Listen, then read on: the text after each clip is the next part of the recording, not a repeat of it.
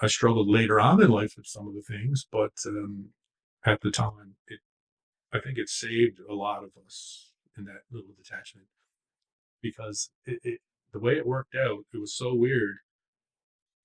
We actually got questioned at one point in time if we were not like helping people along to die, people who were suffering, people who were in pain, because our six-person debt was one of like 14 or 16 detachments that worked shift work in different wards at different times.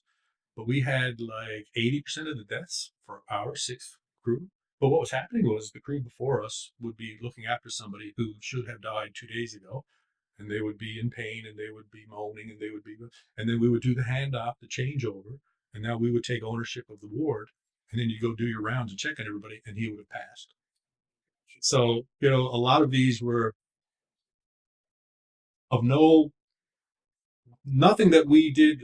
A lot of times our hands didn't even touch the patient, and they were just they passed away when you went and did your first rounds. But that was your mark on your team that it did it. And we actually got questioned on it, and we were like, no. If anything, if somebody was at that point, we would work 10 times harder on that person, say, than the person next to him who was in for a broken finger. You know what I mean? But it was definitely interesting.